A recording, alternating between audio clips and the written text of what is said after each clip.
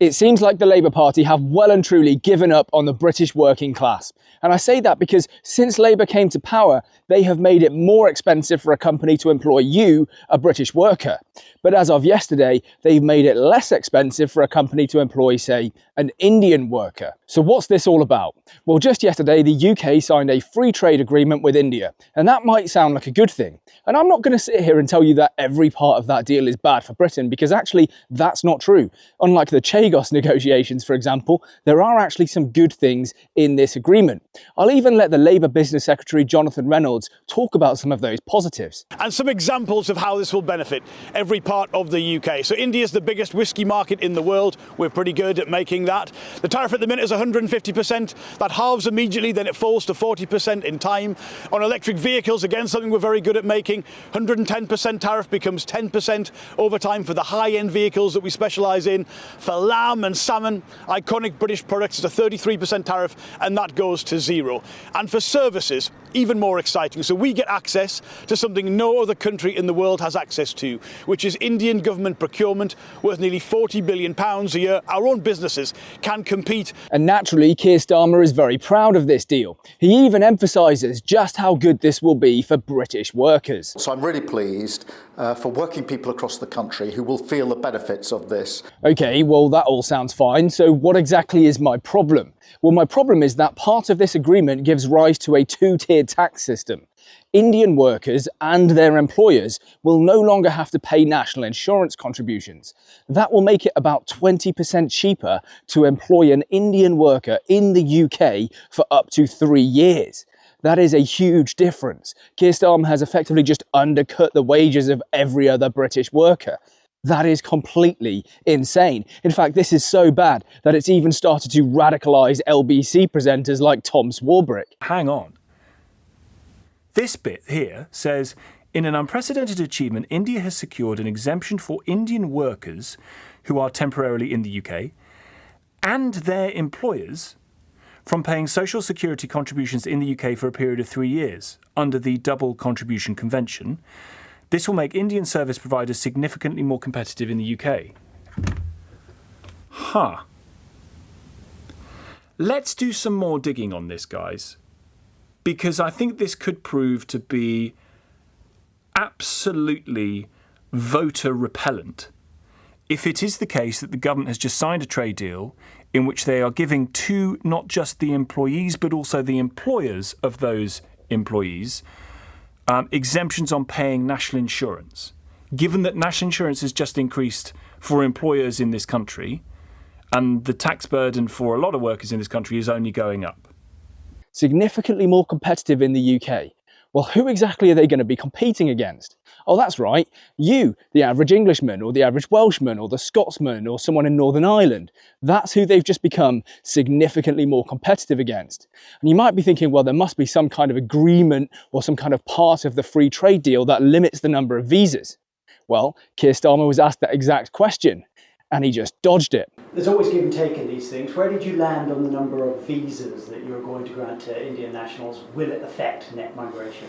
Look, there were tough negotiations on both sides, as you would expect, but because we were serious and pragmatic and providing the leadership to our negotiating teams, we were able to resolve the difficulties that have held this up for the best part of 8 years. And my sort of approach to the negotiations, my instruction to the team was, we will always act in our national interest and make sure that this is a deal that works for Britain. And that's what we've been able to produce, that's what we're able to deliver today. Keir Starmer completely dodged the question, so I think it's safe to assume that the number of visas that can be given to Indian workers on this scheme will either be uncapped or very, very high. Otherwise, he would have just answered the question properly, right? And you might be thinking to yourself, well, you know what? This is only 3 years, so how much damage can it do? After that, the person either has to go back to India or start paying national insurance contributions. Okay, but it will be permanent, and I'll tell you exactly how it will be permanent. Once that person's 3-year contract has ended and the company would then have to start paying national insurance contributions, well, that person will simply go back to India and another person from India will come in and fill the role again. So it'll just be 3-year rolling contracts, and this company will never have to pay national insurance contributions.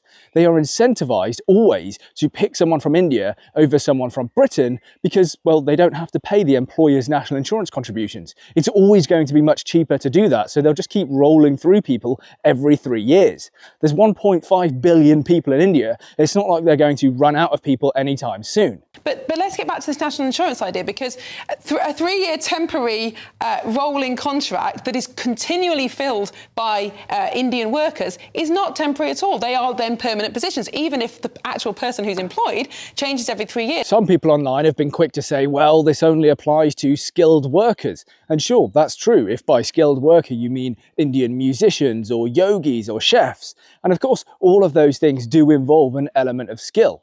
But do we really need them? Do we need Indian yogis or Indian musicians in the UK? I would say probably not. And what about chefs? Well, with an Indian restaurant in absolutely every town in Britain, I think we've got enough. But don't worry, don't fear. If you want to avoid paying national insurance, you can, because this deal is reciprocal. It works both ways. There's only one small catch. You have to go and work in Mumbai. So British workers who are going to work in India, and there are many British companies that invest in India or want to, won't have to pay the equivalent tax there either. So for me, that's reasonable. Other people online have been quick to point out that this only applies if you're an Indian worker working for an Indian company, and then in an intercompany swap you are sent to the UK to work. And that is true. And of course, if that was how it was going to be used, then it doesn't really sound too terrible, right? But that's not how it's going to be used. Keir Starmer has just opened a complete loophole. Think how easy it would be to start an Indian company, say a cleaning company in India, and then you open a UK branch, and now you start fulfilling UK contracts for cleaning. You just send your Indian workers over to the UK and you no longer have to pay them national insurance. Everything just got a whole lot cheaper for you and your business. It is literally that easy to game the system. And that's exactly what Keir Starmer has just allowed. That's why the Indians are all for this. That's why they love this deal, because they can just undercut British workers. It is absolutely appalling. We already see an insane amount of nepotism from Indian employers in the UK anyway. I've seen countless job descriptions from Indian companies saying, we will only employ Indian people, which actually is technically illegal, but somehow they get away with it. Anyway, well done, Keir Starmer. Well done, the Labour Party. Up the workers of Britain, I guess. There is something rather amusing about all of this, right? Because the Labour Party have just been handed the biggest defeat since God knows when by the Reform Party. And the Reform Party are running on a generally anti-mass migration sentiment. So Keir Starmer's answer to the Reform Party absolutely crushing them in the polls is, well, we're going to undercut British workers and bring in more foreign workers. Yeah, fantastic. It's like Keir Starmer looked at the election results and said, well, you know what? The electorate have got this wrong. And there's a great meme for that. If I can find it somewhere, I'll put it in. But as you would expect, Nigel Farage is making absolute hay out of this. It's about 20% cheaper to employ an Indian after this deal than it is to employ a British worker. On top of that, there are no limits to this deal at all. And bear in mind that 500,000 people, yes, 500,000 people, have come into the UK from India in the last 2 years alone. It's honestly impossible to predict how many hundreds of thousands more will come on this deal. There's been no impact assessment, no analysis of cost, and absolutely no analysis of what this will mean for burdens on the health service and elsewhere. This government doesn't give a damn about working people. The Labour Party have this time, in a big, big way, betrayed working Britain. And that's why many people voted for us last Thursday. But for some reason, the government just doesn't seem to understand. So check this out. This is some kind of old fort in these woods. And this is what I've been wandering around the woodblock looking for. But I wasn't able to find it because really, I mean, look how well overgrown it is. There's trees growing out the top of it. I don't know if this is the full thing or not. But I just thought it would be kind of interesting to show people who made it all the way, almost, to the end of the video. I don't think this is the full thing, you know. I think this is just a small part of it. So you've got this huge stone wall over my shoulder, a little bit there, and then there's some kind of track up the hill, which doesn't look like the easiest to get up, but we're going to give it a go. I'll see you at the top. So I got to the top, and all that happens is I'm getting stung. So, so I'm going to head back to the bottom. Maybe that's all there is. Still kind of cool, not as cool as I thought it would be. Anyway, well, I was actually a little bit disappointed by the fort in the woods. But what I'll do when I'm traveling around is I'll try and find cool little spots to show you in the videos as well, just because I think it makes it a little bit more interesting. Anyway, I'll wrap up the video. I'm not going to tell you where I am. I'm going to let you try and work out where I am. And if someone gets it right in the comments, then I will, of course, let you know. I guess it's just a little game. I don't think you've got a lot to go on, really. There is some kind of tower there, a church behind me. It's like a real-life game of GeoGuessr, if you ever played that game. I'll be very, very surprised if someone can figure it out. Anyway, look, I think Keir Starmer is making a terrible decision. I think he's basically selling the country to whoever he can sell the country to, because they're panicking about the economy, big time. Millionaires are leaving the UK, and who can really blame them? If you're a millionaire, say you're worth 2 million, then yeah, you might want to stay in London. But say you're worth 50 million or 100 million, why would you want to stay in London when you could go and live in Monaco? It just doesn't make any sense, not to me anyway. There are much better places for very wealthy people to go and live, much safer places. You know, London used to be the millionaires' playground, no longer. I don't think they're interested in it anymore. And people aren't generally that interested in the UK. What do we really do? What do we produce? What business opportunities are there here that aren't, you know, wrapped up in massive amounts of red tape? Sure, we sell scotch. There's a couple of car plants, and I guess that's about it. We don't even produce our own steel anymore because of net zero. It's bonkers. So Keir Starmer's just trying to sell us down the river to whoever can pump the economy just a little bit longer so that maybe he can get a second term, whether that's India or China. He doesn't really care. That's the problem with our politics. Everyone's focused on the short term. Nobody's looking at the bigger picture. And that's not just a Keir Starmer and Labour issue.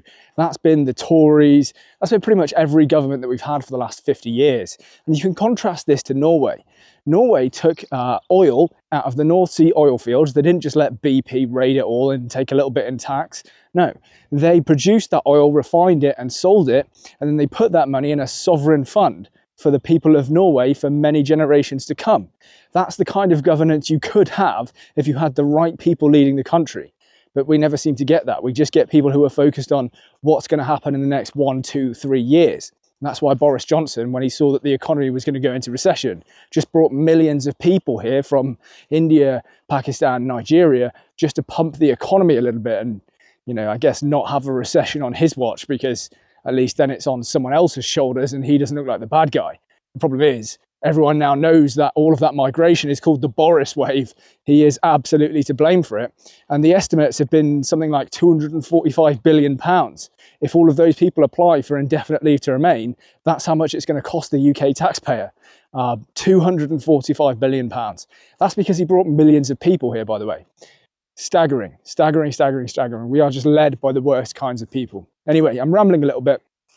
By the way, if you're a British Indian and you think that this is a good thing somehow, it's not. Your wages are going to be undercut. And talking about the Boris wave, I saw a chart, I'll find it, I'll put it in the video, which basically showed that the average salaries in the UK for British Indians and British Nigerians, or Indians and Nigerians living in Britain, well, your average salaries are going down as well. Everyone's getting absolutely undercut by foreign workers coming in. And if those foreign workers settle, well, then your wages are going to stay low forever. So it's not really good for anyone in this country. Probably good for companies because they get an endless stream of basically 20% reduced labour. But for everyone else, for the working man and woman in this country, not this country because I'm in France, there's a big hint for you. But for the working man and woman in Britain, it's a really bad deal. I'm rambling a little bit. I always say I don't want to ramble, and then people put in the comments, oh, it's okay when you ramble. So who knows? Anyway, someone work out where I am. Tell me where I am. I'll be fascinated if anyone can get it. I don't think you will. I don't think you've got a lot to go on there. Just a church, a tower of some kind. I don't even know what that is. What is that? Who knows? Right, till the next one, please leave a like, comment, subscribe. Sorry if the last 4.5 minutes were just wasting your time. And I'll see you in a future video. Hopefully we'll be somewhere cool again.